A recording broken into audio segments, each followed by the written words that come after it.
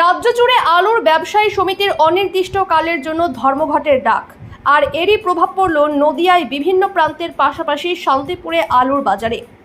প্রতিদিনই সেই বাজারগুলিতে lorry lorry আলু আসতো, কিন্তু আলু ব্যবসায়ী সমিতির এই হঠাৎ সিদ্ধান্তে এখন মুখ থুবড়ে পড়েছে বাজারগুলি। বর্তমানে 50 টাকা প্রতি কেজি আলু বিক্রি হচ্ছে বাজারে, তাতেই নাভিশ্বাস উঠছে মধ্যবিত্তর। তবে আলু ব্যবসায়ীরা জানাচ্ছেন, বিগত দিনে তারা 5 বস্তা করে দিনে আলু বিক্রি করতেন। বর্তমানে আলুর জোগান না থাকায় আলু বিক্রি তো দূরের কথা, মানুষ আলুর নাম মাত্র কিনছে। আগে যে ব্যক্তি 2 কেজি আলু কিনতেন, তারা কিনছেন 500 থেকে 1 কেজি। 50 টাকা আলুর বাজার হওয়ায় এখন বিক্রিও সেরকম নেই বাজারে।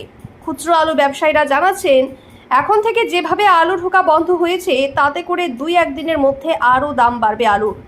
আর সমস্যার সম্মুখীন হতে হবে শ্রমজীবী মানুষ থেকে শুরু করে মধ্যবিত্তের। ছোট বড় আলু ব্যবসায়ীরা সাফ জানিয়েছেন, এই ধর্মঘট অবিলম্বে তুলে নেওয়া উচিত, না হলে যেমন বিপদে পড়বে সাধারণ মানুষ, তেমনি ব্যাপক ব্যবসায়ী ক্ষতি হবে তাদের। তবে এই আলুর দাম বৃদ্ধি পাওয়ার জন্য সাধারণ মানুষ এই ধর্মঘটের বিরোধিতা করছেন। তারা বলছেন, এইভাবে 50 টাকা করে আলু কেনা সাধারণ মানুষের কাছে অত্যন্ত অসুবিধের। তবে মুখ্যমন্ত্রীর গতকালের বক্তব্যের পর বাজারে আলু সস্তা হবে আশাবাদী তারা।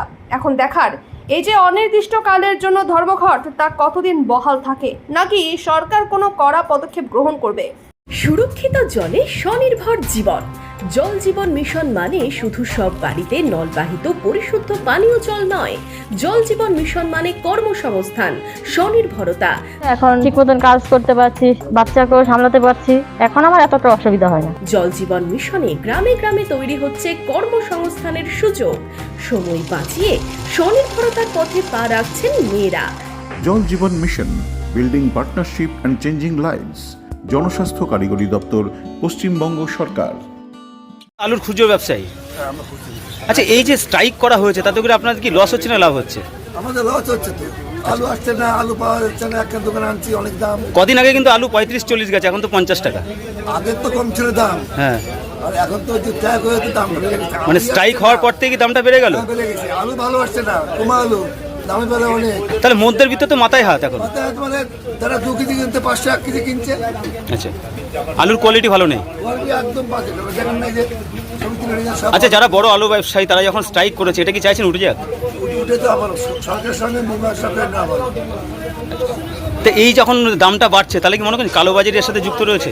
তা তো আছে, কিন্তু যদি উঠে যায় দাম কমে যাবে, কমে যাবে। এখন আলু মানে তো সাধারণের তো মাথায় হাত, আতঙ্ক একেবারে। মানে আলু প্রয়োজন বিশাল সবসময়।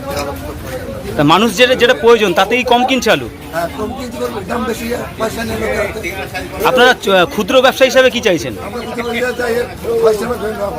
সরকার উঠে মানে ধর্ম করে উঠে যাক।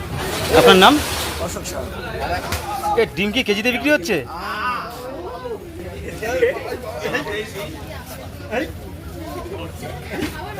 আলু কিনতে এসছি। কি পরিস্থিতি আলুর?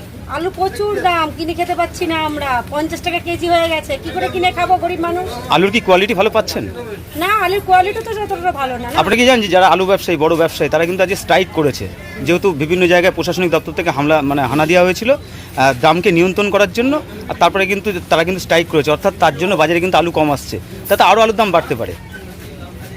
তখন কি করবেন? আমরা কিনে খেতে পারবো না, গরিব মানুষ কি করবো তখন? যেটা প্রয়োজন, নিত্য প্রয়োজন, যে আলু 1 কেজি জায়গায় 250 কিনে খেতে হবে, 200 কিনে খেতে হবে, এরকম ভাবে খেতে হবে। কি চাইছেন আপনারা? আমরা চাই আলুর দাম কমুক। এখন তো মাথায় হাত পড়ে যাচ্ছে আলু কিনতে গিয়ে। সে তো অবশ্যই। আপনার নাম? গীতিকা বিশ্বাস। যদি এখনও আমাদের খবরের দর্পণ চ্যানেলটি সাবস্ক্রাইব না করে থাকেন, তাহলে এখনই সাবস্ক্রাইব করুন, সঙ্গে বেল বাটনটি ক্লিক করুন, আর পেয়ে যান সব খবরের দ্রুত ভিডিও আপডেট।